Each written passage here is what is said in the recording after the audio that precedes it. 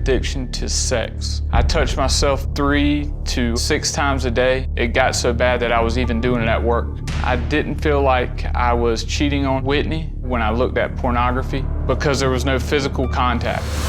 The pornography addiction progressed so much that I was having sexual relations with other women. I would start to panic because I knew Whitney would find out. I felt guilty, but after a while it was hard to control myself. I wouldn't look at pornography. Then the urges would start back up again. 1 time a day led to 2 times, 2 led to 3, and 3 led to 4.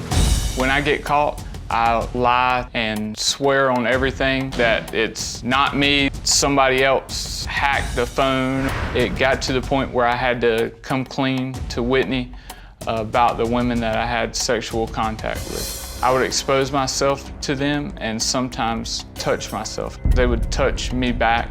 She believes that I engaged in sexual contact with them as well. I did not do anything back to these women. After I told her, she left with the kids. I begged her to come back and told her I would stay in the garage. I'm actually inside of my garage. This is my room now. I know that the trust in my marriage is completely broken. Okay, Adam, you've been listening so far, right? Yes, sir. So you've heard the history that she's gone over in terms of what she knows and how she feels. So you have decided that this is an addiction. Yes, sir. And how did you decide that it was an addiction? I decided it was an addiction because it was something that I couldn't control.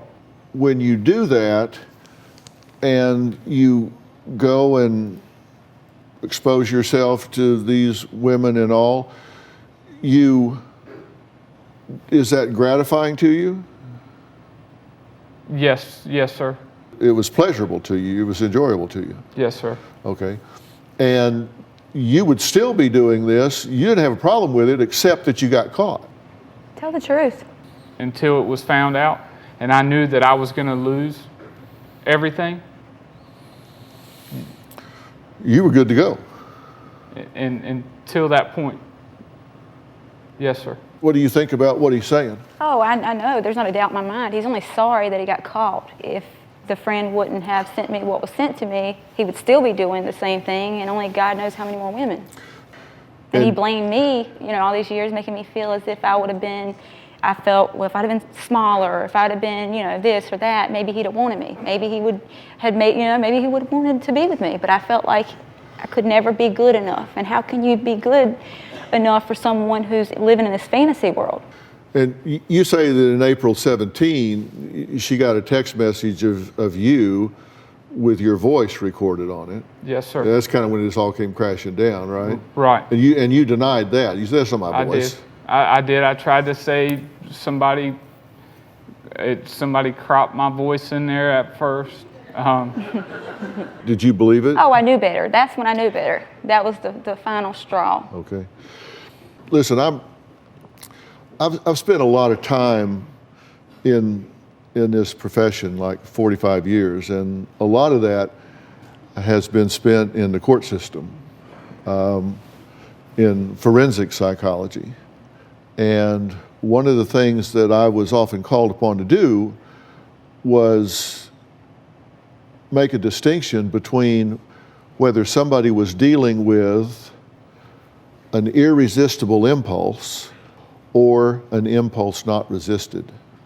And what you're saying is this for you has been an irresistible impulse. Yes, sir. So you got busted April of 17? Yes, sir. Right? Yes. And you moved into the garage when? Week later. Not a lot of room. So you've been living there. Yes, sir. Have you been clean and straight since you got busted? Yes, sir. No infractions? None. You're cured. That's the issue I have. Why couldn't you have done this years ago if that's the case?